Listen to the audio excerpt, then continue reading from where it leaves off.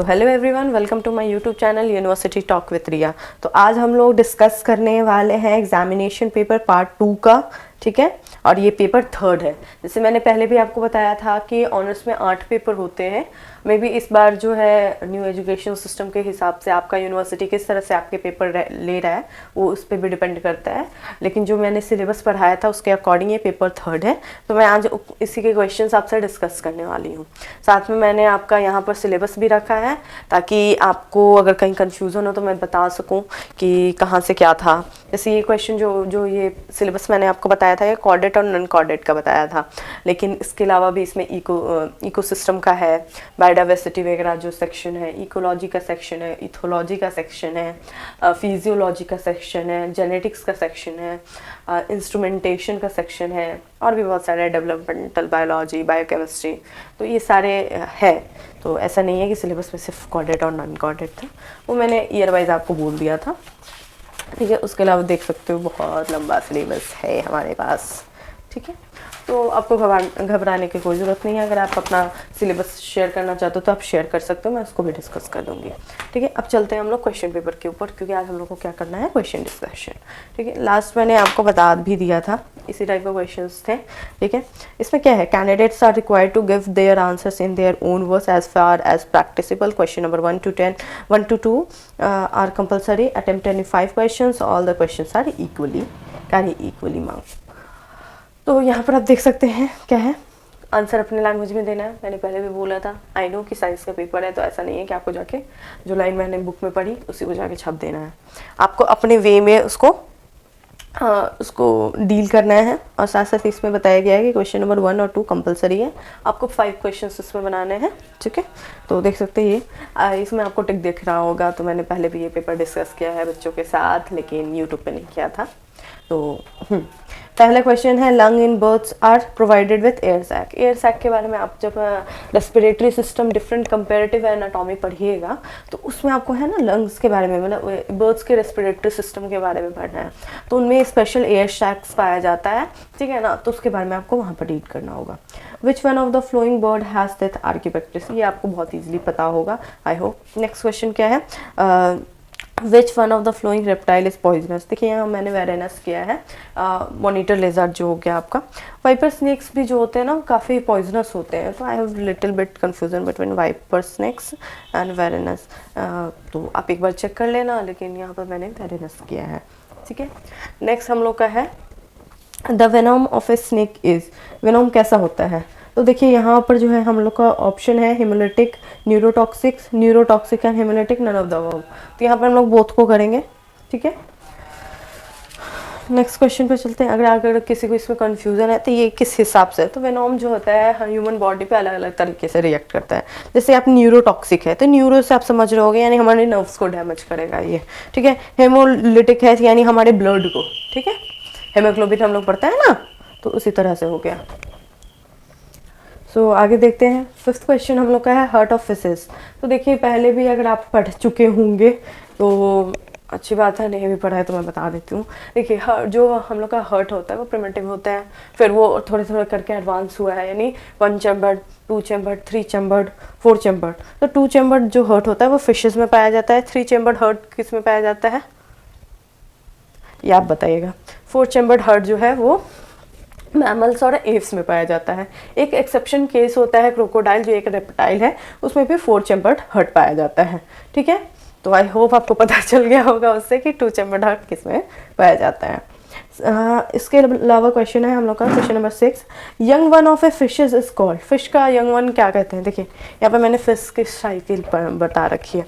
जैसे फिश में क्या होगा, सबसे पहले तो जो एडल्ट है, यानी हमारा ये जो एडल्ट है वो स्पॉनिंग करेगा, ठीक है। तो स्पॉनिंग से क्या हम लोग को मिल गया, एक ले लिया हम लोग। एक जो है फिर लार्वा में चेंज होगा, फिर लार्वा से फ्राई में, फ्राई से फिर जुवेनाइल फेज में चला जाता है, फिर वो टैडपोल बनता है, और टैडपोल से फिर एडल्ट। ये क्या है, फिश की लाइफ साइकिल है। ये चाहे तो आप कहीं पर नोट कर लीजिएगा, क्योंकि ये आपको काम आएगा, क्योंकि इस तरह का क्वेश्चन पूछता है। नेक्स्ट वन है, heart pump only impure blood in. Impure blood किस में होता है, ठीक है। ये शार्क में पाया जाता है, जैसे फ्रॉग, लिजार्ड या व्हेल है। व्हेल हमारा मैमल हो गया, ठीक है। कंफ्यूज नहीं होइएगा कि ये फिश और इसमें आप डाल दे रहे हैं, ठीक है। तो इसमें जो है प्योर ब्लड ही फाइंड होता है। जैसे प्योर ब्लड और इम्प्योर ब्लड का मतलब क्या है, ठीक है। जैसे हम लोग डीऑक्सीजनेटेड ब्लड और ऑक्सीजनेटेड ब्लड पढ़ते थे, उसी तरह से ये हो गया, ठीक है। In urochordate the basic chordate character are in larval stage only, यानी जो कॉर्डेट कैरेक्टर हम लोग पढ़ते हैं, ठीक है। कॉर्डेट कैरेक्टर में जैसे फेरिंग्स, फेरिंजियल गिल स्लिट्स के बारे में पढ़ते हैं, या डॉर्सल नर्व कॉर्ड्स के बारे में पढ़ते हैं, नोटोकॉर्ड के बारे में पढ़ते हैं। तो ये सब क्या हो गया, वो लार्वल स्टेज में ही फाइंड आउट होता है, ठीक है। नेक्स्ट क्वेश्चन है हेमिकॉर्डेट्स आर, तो हेमिकॉर्डेट को सीलियरी फीडर कहेंगे। जैसे बैलन ग्लॉसिस का अगर आप पढ़िएगा तो उसको सीलियरी फीडर कहा जाता है। और भी डिफरेंट एनिमल ले सकते हैं, अगर इसमें हो सकता है, मुझे उतना याद तो नहीं है मैं हेमिकॉर्डेट का ला सकती हूँ, लेकिन यही होना चाहिए। अगर फिर भी अगर कुछ भी गलत होता है तो आप मुझे बताइएगा, मैं उसको करेक्ट कर दूँगी, क्योंकि हम लोग भी ह्यूमन्स है, कभी कभी मिस्टेक हमसे भी हो जाती है। नेक्स्ट क्वेश्चन है 10th number, rabbit belongs to the taxonomic order. तो ये एकदम एक चीज़ एकदम कंफर्म बता दे रही हूँ मैं आपको। अगर क्वेश्चन कभी भी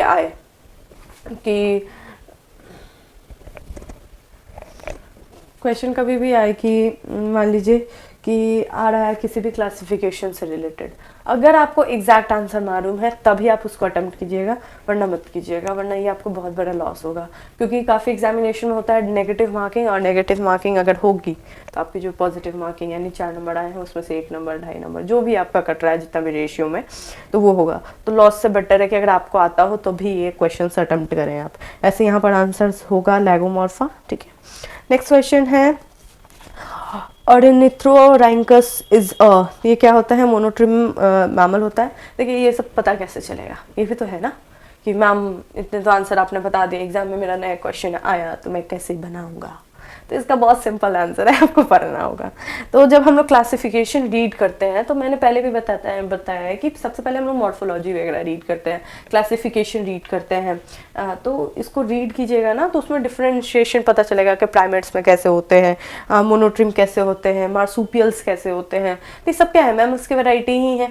तो मैमल्स में भी डिफरेंशिएशन है। वैसे ही जैसे हम लोग एम्फीबिया में पढ़ते हैं तो डिफरेंट क्लासेस हम लोग पढ़ते हैं, डिफरेंट ऑर्डर पढ़ते हैं, उसी तरह से मैमल्स में है, एव्स में है, रेप्टिलिया में है, एम्फीबियंस में है।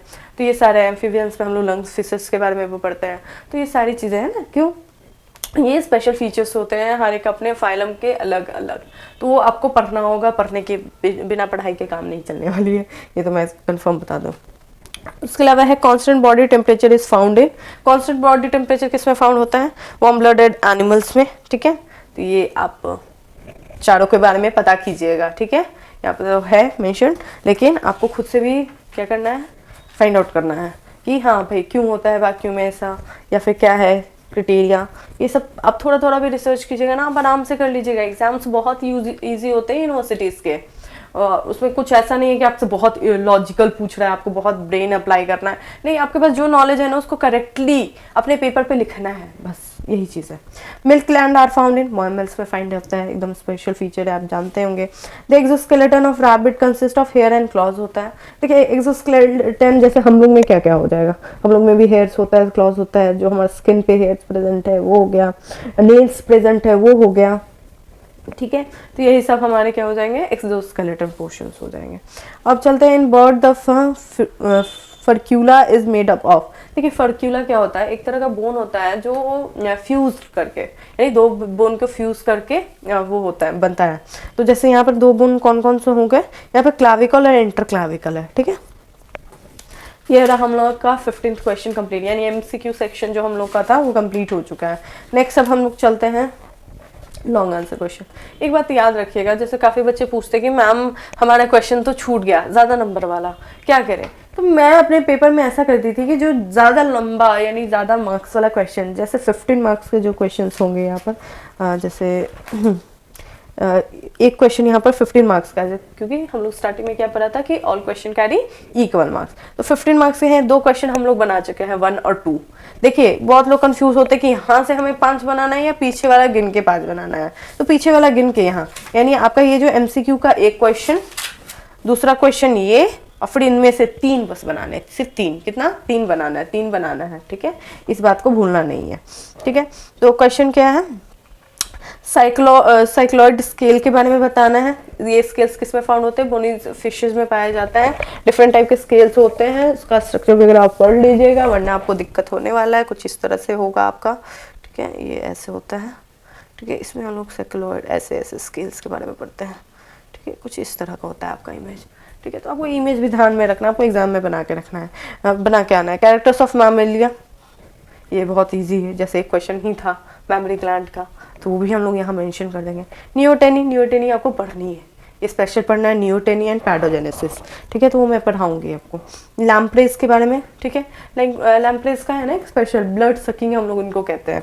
इनका जो माउथ होता है ना वो थोड़ा गोल होता है इस तरह से, और यहाँ पर जो है ना सक्कर्स प्रेजेंट होते हैं, जो अगर गलती से ये ह्यूमंस को अटैक कर दे तो पूरा जो बॉडी का ब्लड है ना वो सक कर जाएंगे। उसके अलावा क्या है? कार्टिलेजिनस फिशेस है, ये भी आपको पढ़ना है, कैरेक्टरिस्टिक वगैरह। जैसे इस तरह के क्वेश्चंस आते हैं तो अटेम्प्ट कैसे किया जाए, देखिए आपको कुछ नहीं करना है। जैसे ये मान लीजिए कैरेक्टर्स वाला है, बस मैमेलिया लिखिए, मैमेलिया को आप बॉक्स में ज़रूर डालिएगा, ठीक है ना। आंसर लिखने का भी तरीका होता है, आप किस तरह से ज़्यादा मार्क्स अर्न कर सकते हैं। टीचर्स ऐसा क्या देखे आपकी कॉपी में कि आपको तुरंत आपको सारे बच्चों से ज़्यादा मार्क्स दे, तो ये भी मैटर ऑफ चॉइस है ना कि आप किस तरह से आप अपना क्वेश्चन अटेम्प्ट कर रहे हैं, तो ये बहुत इंपॉर्टेंट रखता है। तो मैमेलिया लिखा, उसके बाद आप पॉइंट डालिए, पहला पॉइंट लिखिए, दूसरा पॉइंट लिखिए, तीसरा। अगर आपको पॉइंट नहीं देना है, आप ABCD लिखिए, 1 2 3 लिखिए। लेकिन अगर आपको ज़्यादा पॉइंट याद नहीं है, मान लीजिए आपको सिर्फ 5 ही पॉइंट याद है, तो आप क्या कीजिएगा, सिर्फ पॉइंट दीजिए, ठीक है ना, नंबर्स मत दीजिए। ऐसे टीचर्स को दिखता है ना क्या भाई इस बच्चे ने सिर्फ 5 ही पॉइंट लिखा है, हर एक क्वेश्चन 5 मार्क्स का है, कम से कम इसको 8 पॉइंट्स तो लिखने चाहिए थे।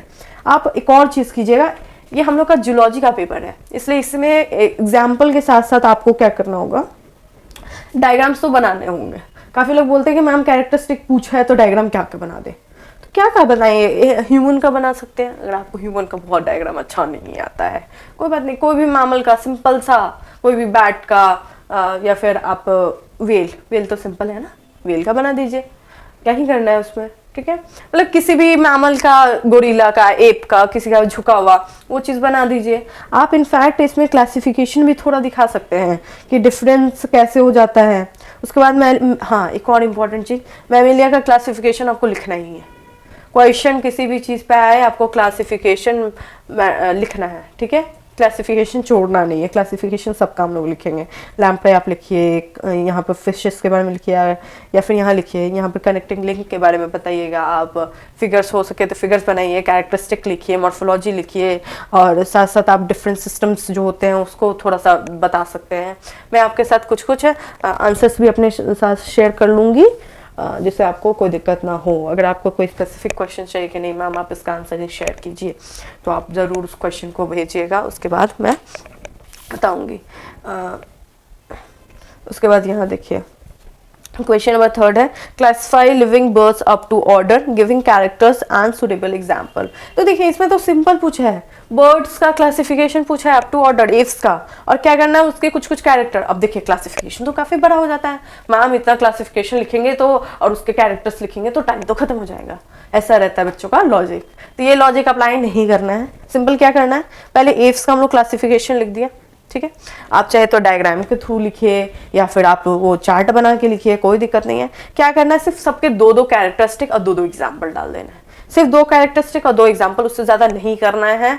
उससे ज़्यादा करेंगे आपका समय भी खराब होगा और अच्छे मार्क्स भी नहीं आएंगे, ठीक है। और हाँ, एक और चीज़, क्लासिफिकेशन अगर याद है तभी उस क्वेश्चन को अटेम्प्ट कीजिए, वरना हमारे पास ऑप्शन है ना, तो हम लोग दूसरे ऑप्शंस पे चले जाएंगे। जैसे यहाँ पर क्या है, state and explain biting and feeding mechanism in snake. ये बहुत इंपॉर्टेंट क्वेश्चन है, आप किसी भी फील्ड से बिलोंग करते हैं, अगर जूलॉजी का पेपर देने जा रहे हैं और आपके सिलेबस में दे दिया है तो आप इस क्वेश्चन को रख के जाइए कि ये आने वाला है, ठीक है ना। ये बहुत इंपॉर्टेंट क्वेश्चन, देखिए मैंने स्टार मार्क भी करके रखा है, मैंने पिछले बच्चों को भी बताया था, उन्होंने ऐसा बताया भी कि मैम हमारे एग्जाम में आया था, and they were very happy कि मैंने जो क्वेश्चंस बताए थे वो एग्जाम में आए हैं, ठीक है। तो ये क्वेश्चन अगर आपके सिलेबस में है तो ये क्वेश्चन नहीं तो इसका कुछ अल्टरनेटिव क्वेश्चन, जैसे यहाँ पर ये फ्लाइट एडेप्टेशन, ये कंपलसरी क्वेश्चन है, माइग्रेशन, ये सब कंपलसरी क्वेश्चंस होते हैं। इसमें से मतलब अल्टरनेटिव है टीचर्स के पास की, बोर्ड वालों के पास कि मैं कौन सा क्वेश्चन आज अपने स्टूडेंट को दूंगा एग्जाम में, तो एकदम कंफर्म रहिए कि फ्लाइट एडेप्टेशन, माइग्रेशन, यहाँ पर बाइटिंग मैकेनिज्म, फीडिंग मैकेनिज्म जो हो गया आपका,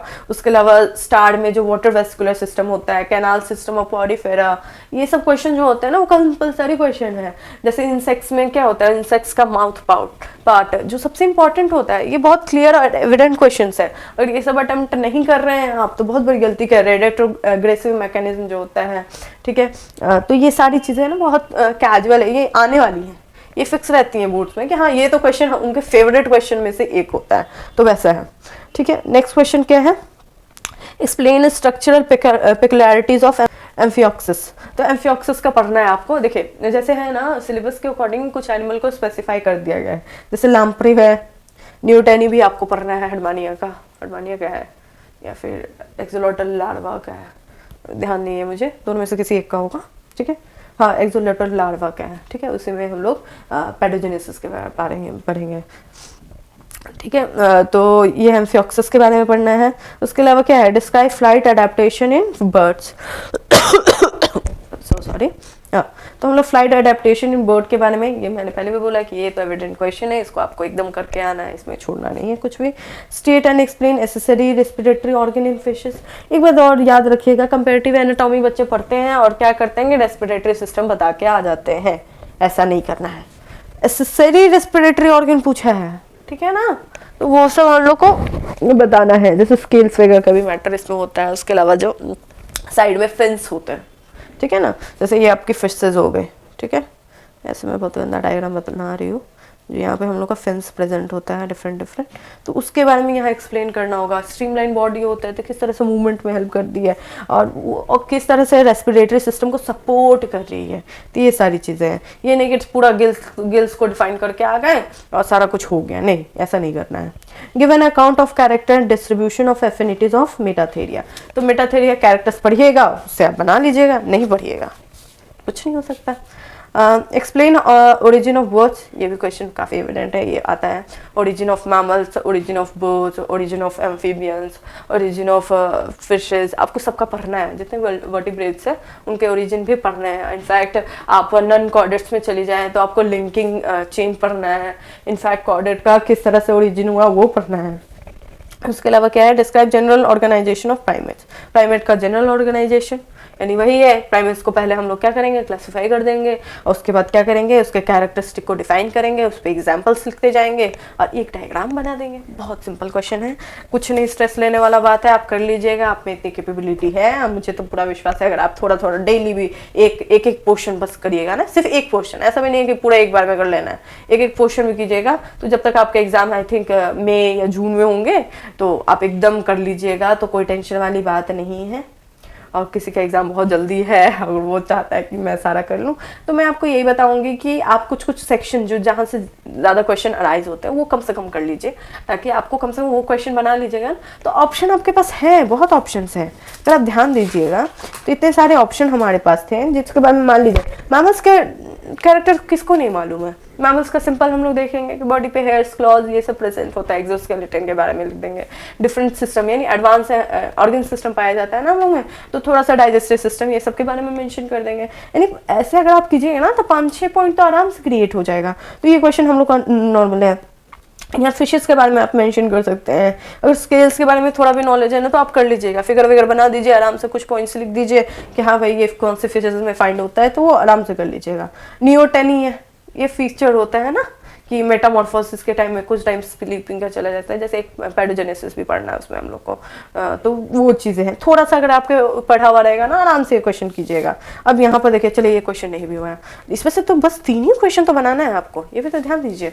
उसके बाद मान लीजिए ये क्वेश्चन है, इन क्वेश्चन में क्या करेंगे भाई, तो इसमें देखिए क्वेश्चन कौन कौन से एकदम कैजुअल क्वेश्चन जो हम लोग देखिए, फ्लाइट अडेप्टेशन, ठीक है, फ्लाइट अडेप्टेशन के बारे में आप लिख सकते हैं इजीली। रेस्पिरेटरी सिस्टम, जो रेस्पिरेटरी एसेसरी रेस्पिरेटरी है, इसके बारे में थोड़ा लिख सकते हैं। मेटाथेरिया से थोड़ा सा प्राइमेट कैरेक्टर्स से मैच कर रहा है, तो उस तरह से आप मेंशन कर सकते हैं। ओरिजिन ऑफ बर्ड्स बहुत नहीं पता है या फिर थोड़ा भी पता है तो हो सकता है, मतलब हल्का हल्का भी अगर आप इन टॉपिक्स को रीड किए हुए हैं ना तो आप बना सकते हैं। हाँ, मानती हूँ कि मैं आप ये जो अप टू ऑर्डर तक है वो नहीं कर पाइएगा, ठीक है, क्योंकि वो पॉसिबल भी नहीं है जब तक आपको प्रॉपर क्लासिफिकेशन याद ना हो, ठीक है। तो घबराना नहीं है, आपको अपने एग्जाम के लिए प्रिपेयर करना है और अच्छे से देना है। सो क्या है, ऑल द बेस्ट बच्चों, and keep smiling, prepare for your exam.